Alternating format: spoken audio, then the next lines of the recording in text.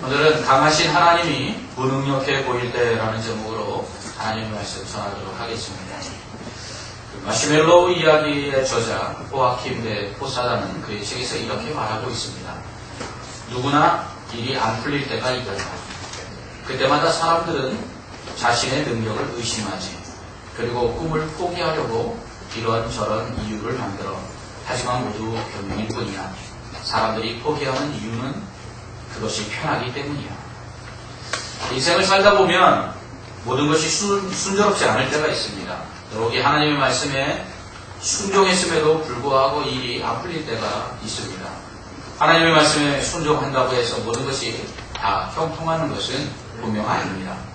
때로는 하나님의 말씀에 순종했지만 오히려 더 힘들고 어려울 때도 있습니다.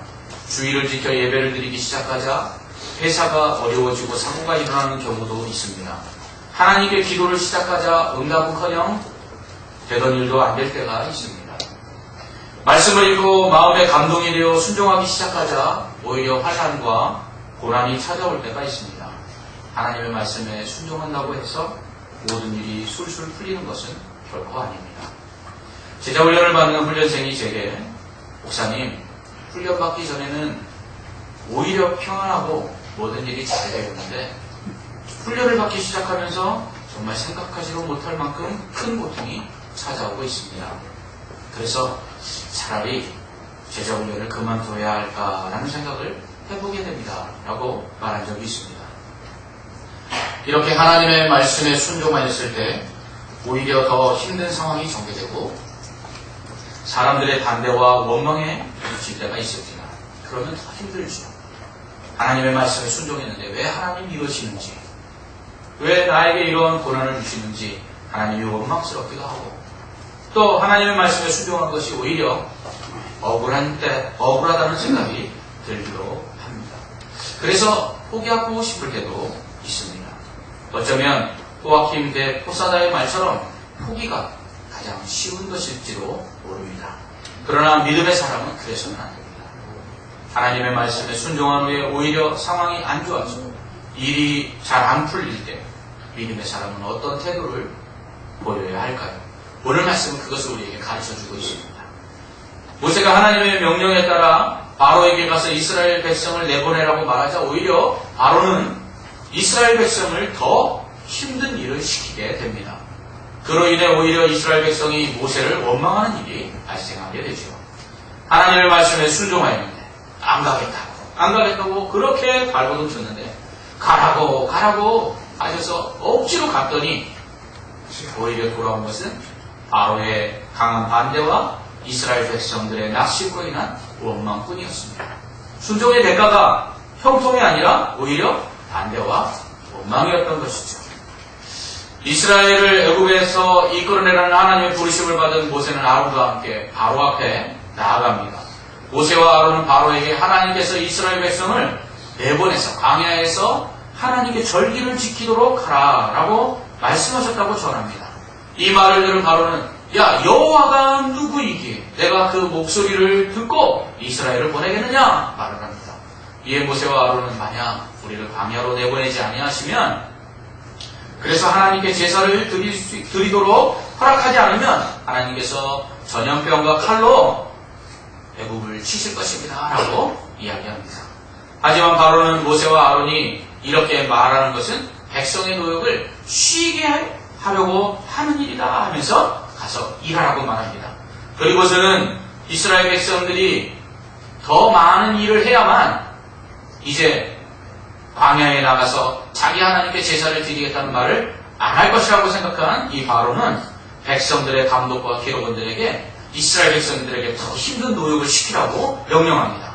그리하여 전에는 벽돌을 만들 때 그 지푸라기를 애굽 국가에서 줬는데 이제는 그 지푸라기도 스스로 주워서 벽돌을 만들게 하라고 명령합니다. 그러면서도 여전히 벽돌을 만들어서 바쳐야 되는 그 숫자는 하나도 감하지 아니하고 그 벽돌 만들기를 명하라고 백성들의 감독들과 그리고 기록원들에게 명령을 하게 됩니다.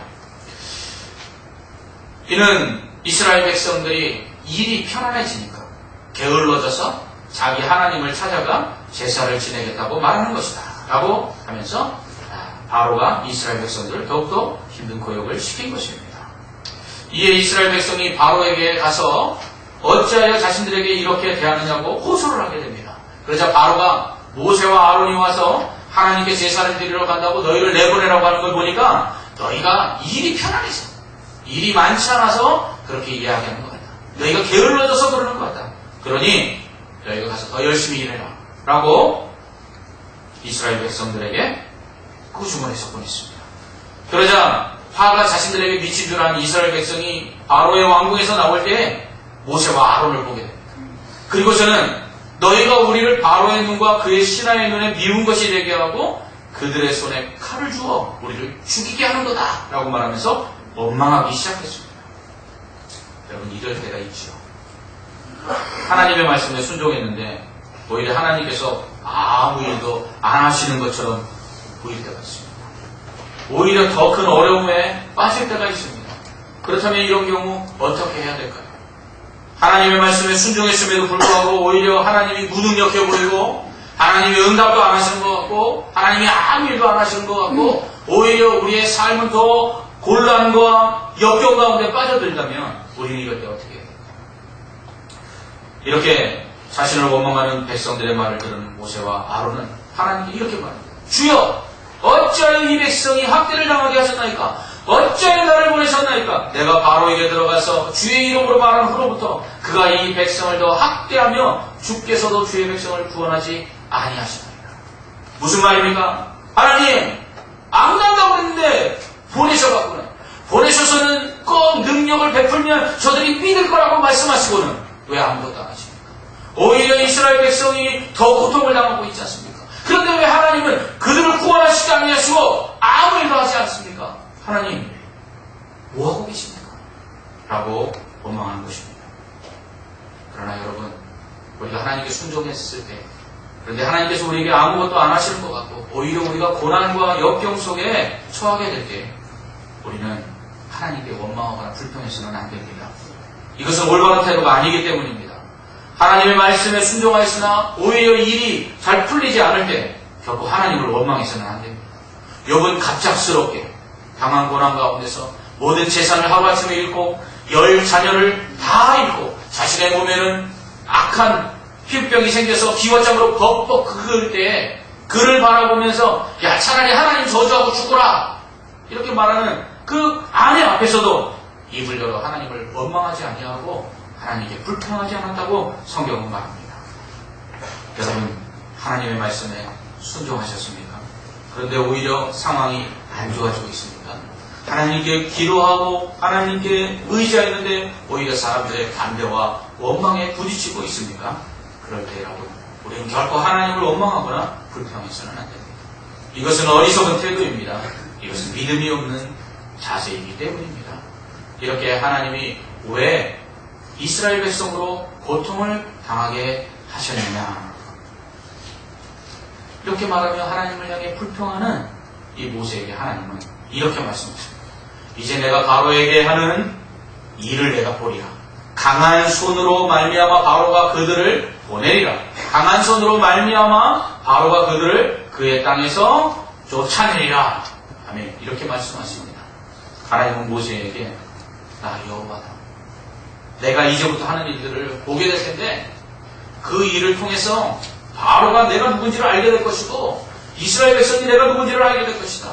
그리하여서 내가 이제 행하는 일들을 통해서 오히려 바로가 나를 두려워하여 이스라엘 백성을 애굽에서 내보내게 될 것이다 라고 말씀하십니다. 즉 하나님의 말씀에 순종하여서 바로 앞에 가서 이스라엘 백성을 내보내려고 하였으나 그로 인해 바로의 미움을 사고 오히려 이스라엘 백성이 더 힘든 노력을 하게 된 것은 오히려 하나님께서 얼마나 더 강한 손으로 이스라엘 백성을 구원하시는지를 보여주시기 위한 하나님의 의도라는 것입니다. 바로의 마음을 완악하게 하여 하나님께서 바로와 애굽에 내릴 모든 재앙을 다 보여주신 후에야 하나님이 어떤 분이신지를 바로가 깨닫고 그제서야 이스라엘 백성을 애굽에서 내보내게 하실 의도로서 지금 잠시 이스라엘 백성이 고통받는 것이다 라고 말씀하고 있는 것입니다. 여러분, 그렇습니다. 우리가 하나님께 순종하였으나 오히려 하나님이 아무 일도 안 하시는 것 같고, 오히려 하나님이 우리를 외면하시는 것 같고, 하나님이 우리를 그냥 내버려 두시는 것 같을 때가 있습니다. 오히려 고난이 찾아오고 환난이 찾아올 때가 있습니다. 하나님 무엇하고 계시느냐고 정말 부르짖고 싶을 때가 있습니다. 하나님이 정말 살아계신가 의심스러울 때가 있습니다. 하나님이 정말 나를 사랑하신다면 나를 이러한 고난 가운데 처하게 하실 수 있을까? 원망의 마음이 생길 수도 있습니다. 그럴 때 여러분 우리가 기억해야 할 것은 그러한 상황 속에서 하나님이 원하시는 것은 하나님의 새로운 모습을 우리에게 보여주시기 위함이라는 사실입니다. 하나님께서는 어떤 분이신지 우리에게 알도록 하시기 위해서 우리를 긴장과 클라이막스가 있는 상황 속으로 몰아가시는 것입니다. 여러분, 언제 먹는 음식이 가장 맛있죠? 배고플 때 먹는 음식. 여러분, 언제 마시는 물이 가장 시원하죠? 목마를 때 마시는 물. 여러분, 언제 자는 잠이 가장 달콤합니까? 피곤할 때 자는 잠이 가장 달콤합니다. 어떤 분은 예배 시간, 설교 시간에 자는 잠이 가장 달콤한 분이 이와 같이 우리가 하나님의 하나님 되심을 가장 잘 알 때가 언제입니까? 하나님의 능력을 경험할 때입니다. 그렇기 때문에 하나님께서 우리를 잠시 고난 가운데 두시는 것입니다. 배고플 때 먹는 음식처럼, 목마를 때 마시는 물처럼, 피곤할 때 자는 잠처럼 우리가 고난 가운데 처해지고 우리가 저 아래 가운데 처해졌을 때 우리를 건져내 주시고 우리와 함께 하시는 그 하나님의 능력을 체험하시기 위해서, 체험하도록 하기 위해서 하나님 우리를 잠시 고난 속에 두시는 것입니다. 하나님의 지혜로우심을 언제 경험할 수 있습니까? 우리의 지혜가 없을 때입니다. 하나님의 그 강력하심을 경험할 때가 언제입니까? 우리가 무능할 때입니다. 하나님의 은혜를 언제 경험합니까? 우리가 아무것도 할 수 없을 때입니다.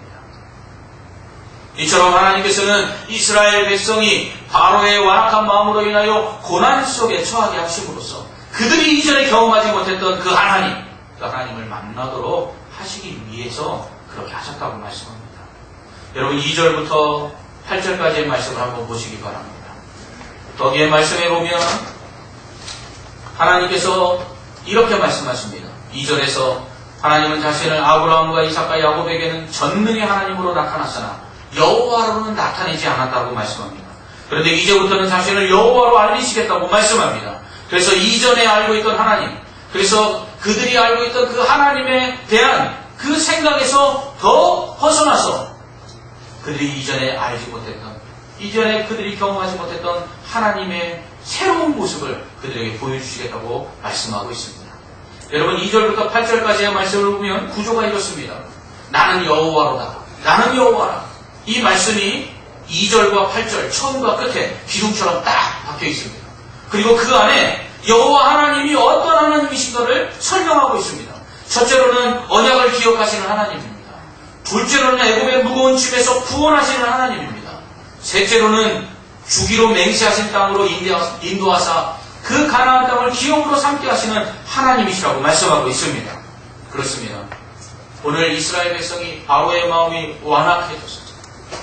모세가 순종하였음에도 불구하고 더욱더 반대와 그리고 백성들의 원망 속에 더욱더 고통 속에 처하게 하나님께서 하신 것은 하나님께서 이전에 알고 있었던 그 하나님이 아닌 새로운 하나님, 여호와라는 사실을 그들에게 보여주시기 위함이라는 것입니다. 여호와 하나님은 언약을 기억하시는 하나님입니다. 이스라엘 백성은 고통 속에서 하나님이 언약을 잊어버렸다고 생각했습니다. 자신들이 400년 동안 종살이하면서 하나님은 아브라함과 이삭과 야곱을 잊어버렸다고 생각했습니다. 그러나 그렇지 않습니다. 하나님은 이 고통 가운데, 고난 가운데 그들을 건져내 주심을 통해서 하나님은 여전히 그들에게 변함없는 신실하신 하나님이시라고 말씀하고 있는 것입니다. 또한 하나님은 애굽의 무거운 짐에서 그들을 구원하시는 하나님 여호와라고 말씀하고 있습니다. 이스라엘 백성이 애굽 사람들의 그 고통 가운데 처음으로 말미암아 하나님께 원망하는 상황 속에서 하나님께서는 너희가 원망하는 그 원망과 그리고 불평하는 그 불평의 원인이 되는 그 고통, 그 무거운 짐, 그것을 건져낼 사람은, 건져낼 분은 오직 나 하나님 여호와밖에 없다는 것을 그들에게 보여주시기 위해서 그들을 고난 가운데 처하게 하셨다고 말씀하고 있는 것입니다. 또한 세 번째로 하나님은 가나안 땅에 이스라엘 백성이 들어가서 그 땅을 차지하게 하시는 하나님. 그래서 그들에게 그 땅을 기업으로 주시는 하나님이라고 말씀하고 있습니다. 여러분, 가나안 땅은 어떤 땅입니까? 아낙 자손의 후예들이 살고 있는 땅입니다. 이스라엘 백성이 가나안 땅을 영탐하고 돌아왔을 때 10명의 적당꾼들이 뭐라고 말합니까? 그 땅은 젖과 꿀이 흐르는 땅입니다. 하나님이 약속하신 대로 좋은 땅입니다. 포도송이 하나를 장정들이 어깨에 메고 와야 될 만큼 풍요로운 땅입니다. 그러나 그 땅에는 거대한 아낙 자손이 살고 있어서 그들의 눈에 보기에 우린 메뚜기와 같아 우린 그 땅을 차지할 수 없습니다. 이렇게 이야기합니다. 여러분, 그랬던 그들에게 하나님은 그 땅을 차지하게 하십니다. 이처럼 하나님은 우리가 불가능하다고 느끼는 것, 우리의 힘으로는 절대로 감당할 수 없다고 하는 것들을 가능하게 하시는 능력의 하나님이심을 보여주시기 위해서 이스라엘 백성을 잠시 고난 가운데 두신 것입니다. 이렇듯 아브라함과 이삭과 야곱에게는 전능하신 능력의 하나님으로 자신을 알리셨던 하나님께서 이제는 여호와 언약을 기억하시는 신실하신 하나님, 그리고 가나안 족속을 물리치고 그 땅을 기업으로 얻게 하시는 능력의 하나님, 승리하시는 하나님, 그리고 애굽의 그 무거운 짐에서 그들을 벗어나 건지시는 구원의 하나님으로 그들이 경험할 수 있도록 하시기 위해서 그들을 바로의 마음을 완악하게 한 가운데 잠시 고통 중에 하나님께서 거하게 하신 것입니다. 여러분, 이처럼 우리가 하나님의 말씀에 순종했는데도 불구하고 상황이 더욱 힘들어지거나 사람들의 반대나 원망이 더 커질 때 그때 우리가 기억해야 될 것은 이전에 내가 경험하지 못한 새로운 하나님을 경험하도록 하기 위해서 하나님께서 나를 잠시 이러한 고난 가운데 두시는구나 하고 생각하시기를 주님의 이름으로 축원합니다. 또한 하나님께 순종해서나 오히려 일이 잘 풀리지 않고 더 꼬이고 힘들게 될 때 그때에는 하나님께서 협력하여 손을 이루시는 분이심을 우리에게 보여주시기 위함이라는 사실을 기억해야 할 것입니다. 바로는 이스라엘 백성에게 더욱 힘든 노동을 시키고 이스라엘 백성은 바로로 인해 모세를 원망하게 되십니다. 이에 바로와 애굽 백성들뿐만 아니라 이스라엘 백성들 역시 하나님이 어떤 분인지를 알도록 하나님께서 그들에게 재앙을 보여주시고 또 그 가운데 이스라엘 백성을 구별하여 건져주시는 것을 보여주십니다. 여러분, 이것을 통해서 하나님께서는 이스라엘 백성에게 너희가 있어야 될 곳이 어딘지, 너희가 가야 될 곳이 어디인지 가르쳐주고 계신 것입니다. 여러분, 만약에 애굽의 생활이 편했다면 이스라엘 백성이 어떻게 하겠습니까? 광야를 지나가다가 조금만 힘들어도 애굽에서는 우리가 고기를 먹었는데, 애굽에서는 우리가 마늘을 먹었는데, 애굽에서는 우리가 왜를 먹었는데, 그러면서 불평하던 이스라엘 백성이 만약 애굽의 생활이 평안했다면 가나안 땅으로 가라는 말씀에 순종하여 나가겠습니까? 절대로 그럴 리 없습니다. 여러분, 우리가 때로는 하나님 앞에 순종하고 때로는 하나님의 뜻대로 살려고 하는데 고난이 있을 때 우리 자신을 돌아봐야 합니다. 혹시 우리가 있어서는 안 될 것이 있지는 않는가? 행해서는 안 될 것들을 행하고 있지는 않는가? 하나님이 원치 않느냐는 것을 동시에 행하면서 하나님을 섬긴다고 하고 있지는 않는가? 그럴 때 하나님께서는 우리가 잊지 말아야 할 것, 우리가 해서는 안 될 그것들이 얼마나 좋지 않은 것인가, 하나님이 그것을 얼마나 원치 아니하시는가, 그것을 우리에게 알게 하시도록 우리에게 잠시 고난을 주실 수 있다는 것입니다. 애굽에서의 그 고통이 너무나 컸기 때문에 애굽에서 나갈 때 이스라엘 백성이 노래를 부르며 나갔던 것입니다. 하나님께서 우리로 잠시 고난 가운데 주시는 것은 오히려 하나님께서 원하시는 것들을 우리에게 행하고 하나님이 원하시는 모습으로 우리가 변화되도록, 하나님이 원하시는 삶을 살고 하나님이 원하시는 곳에 우리가 가 있도록 하기 위해서 하나님께서 잠시 고난으로 우리를 연단하실 수 있다는 것입니다. 또한 하나님께서는 우리가 순종할 때에 오히려 사람들이 따르지 않냐고 환경이 열악하게 하심을 통해서 하나님께서 합력하여 선을 이루시는 분이시라는 것을 보여주신다는 사실입니다. 하나님은 모든 상황과 여건이 좋도록 만들어서 일하시지 않고 오히려 환경과 여건이 더 어려워지고 사람들의 반대와 원망이 끊이지 않는 속에서도 하나님의 뜻을 이루십니다.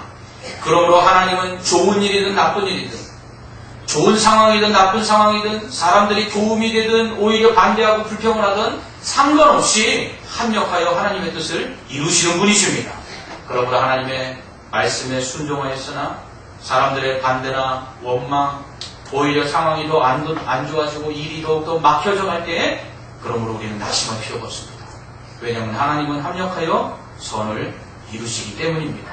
그러므로 하나님께 순종하며 나가는데 오히려 일이 풀리지 아니하고 사람들이 반대하고 원망하고 그리고 그 속에서 고통과 그리고 괴로움이 있다면 그때 이렇게 생각하시기 바랍니다. 첫째로 실패했다고 생각할 필요가 없다는 것입니다.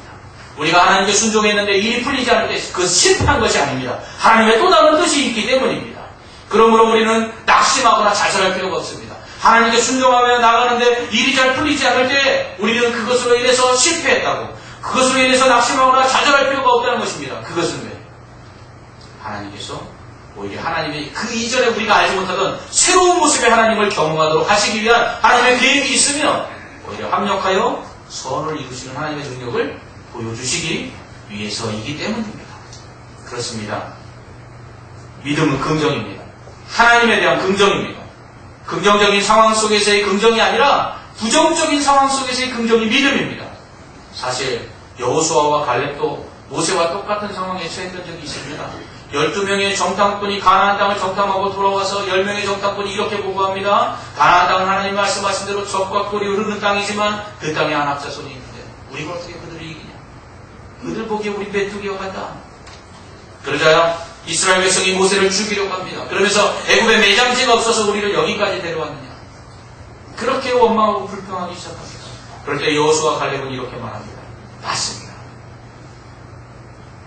저 땅은 적과 꿀이 흐르는 땅이고 또한 동시에 안압자손이 있는 땅입니다. 그러나 하나님이 말씀하지 않았습니다. 저 땅을 우리에게 주시겠다고 약속하지 않았습니까? 그러므로 저들은 우리가 저들 보기에 메뚜기가 아니라 저들이 우리의 밥입니다. 라고 여러분 똑같은 상황을 보고 어떻게 받아들이냐는 것이 결국 믿음입니다. 하나님의 말씀에 순종하였음에도 오히려 상황과 여건이 안 좋아지고 사람들이 반대하거나 원망을 사게 될 때 우리에게 필요한 것은 바로 믿음입니다. 강하고 능하신 하나님이 왜 상황을 이렇게 만드셨을까 싶을 때가 있습니다. 오히려 순종했는데 하나님께서 우리에게 질병을 주실 때도 있습니다. 오히려 하나님께 예배하고 하나님께 기도하고 하나님께 더 가까이 나아가기 시작하자 우리에게 생각하지 못한 고난이 찾아올 수가 있습니다. 그럴 때는 하나님 정말 살아계십니다. 하나님이 내 기도를 듣기는 하시는 것일까? 하나님 정말 응답하시는 분이실까? 그런 생각이 들 때가 있습니다. 그럴 때 우리가 기억해야 될 말씀이 있습니다. 히브리서 11장 6절 말씀. 믿음이 없이는 하나님을 기쁘시게 하지 못하나니 하나님께 나아가는 자는 반드시 그가 계신 것과 또한 그가 자기를 찾는 자들에게 상 주시는 이심을 믿어야 할지니라. 지금 여러분들은 어떤 상황에 처해 계십니까? 전능하신 하나님이 무능해 보이십니까? 전능하신 하나님이 무기력해 보이십니까? 하나님이 정말 살아계시다면 나한테 이렇게 하실 수 있을까라는 원망의 마음이 생겨나고 있습니까? 여러분, 그때 우리에게 필요한 것은 바로 믿음입니다. 지금도 살아계셔서 여전히 우리의 기도를 들으시고 우리를 도우시는 전능하신 그 하나님은 아무리 우리의 눈에 무능력해 보인다 할지라도 그분은 결코 무능력하지 않기 때문입니다. 우리가 하나님 앞에 순종하고 하나님의 뜻 가운데 나아감에도 불구하고 우리를 원치 않는 상황 속에 우리로 고난 가운데 우리로 사람들의 반대와 불평 속에 우리를 처하게 하십니다. 우리의 회사가 어려움을 당하고 우리의 생업이 어려움을 당하고 하나님 앞에 기도하고 순종하며 나아가는데도 우리 안에 질병이 있을 때 우리가 기억해야 할 것은 이전에 경험하지 못했던 새로운 하나님을 우리에게 경험토록 하기 위해서 하나님께서 그렇게 하신다는 사실입니다. 여러분, 사업이 어려움을 당하지 아니한다면 어떻게 사업 가운데 모든 것을 도우시는 하나님을 경험할 수 있겠습니까? 질병으로 고통당하지 않는다면 어떻게 질병 가운데 고치시는 하나님을 경험할 수 있겠습니까? 자녀로 인하여 고통하지 않는다면 자녀를 맡기신 그 하나님께서 그 자녀를 선물로 주신 하나님, 그래서 그 자녀에 대해서 책임지시는 하나님이시라는 것을 어떻게 경험할 수 있겠습니까? 하나님께서 우리로 잠시 고난 가운데 두시는 것은 이전에 결코 경험할 수 없었던 그 하나님을 우리로 경험하기 위해서 우리에게 고난을 주신다는 것을 기억하시기 바랍니다. 또 하나 홀로 하나님께서 우리에게 고난을 주시는 것은, 순종함에도 불구하고 우리의 일들이 잘 풀려지지 않게 하시는 것은 우리가 합력하여 선을 이루시는 하나님이심을 우리로 경험토록 하기 위함이라는 것을 기억해야 할 것입니다. 누구나 일이 안 풀릴 때가 있습니다. 그때마다 사람들은 하나님의 능력을 의심합니다. 그리고 꿈을 포기하려고 이런저런 이유를 만들어내고, 하지만 모두 변명일 뿐입니다. 사람들이 포기하는 이유는 그것이 편하기 때문입니다. 여러분, 일이 안 풀릴 때 여러분은 어떻습니까? 하나님의 능력을 의심하십니까? 아니면 더 이상 순종할 이유들을 찾지 못하여 이제 순종하기를 거부하고 계십니까? 아니면 믿음을 포기하려고 이제 마음에 작정하고 계십니까? 절대로 그래서는 안 됩니다. 하나님에 대한 믿음을 절대로 포기하지 마시기 바랍니다. 하나님은 무능하지 않습니다. 하나님은 무기력하지 않으십니다. 하나님은 여전히 살아계십니다. 하나님은 우리가 그 하나님을 믿는 한 모든 것을 합력하여 선을 이루어 주십니다. 하나님이 무능력해 보입니다. 그렇다면 믿음의 눈으로 바라보시기 바랍니다. 이전에 경험할 수 없었던 그 하나님의 능력들을 경험하게 될 것이요, 합력하여 선을 이루시는 하나님의 놀라운 역사들을 보게 될 것입니다. 기도하겠습니다. 사랑의 하나님 아버지, 은혜와 사랑을 감사합니다. 하나님의 그 은혜 가운데 우리로 살게 하시고, 하나님의 도우신 가운데 우리로 늘 언제나 평안하게 하시니 감사합니다. 그러나 때로는 하나님께서 우리가 믿음을 가지고 순종하며 하나님 앞에 예배하고 기도함에도 불구하고 우리를 고난 가운데 처하게 하실 때가 있습니다. 그럴 때 우리에게 믿음을 허락하여 주시옵소서. 우리가 이전에 경험하지 못한 하나님을 경험할 수 있는 기회임을 알게 하여 주옵시고, 합력하여 선을 이루시는 하나님을 바라보며 기대할 수 있는 저희를 되게 하여 주시옵소서. 지금도 살아서 역사하시는 전능하신 그 하나님을 소망하며 예수님 이름으로 기도합나이다. 아멘.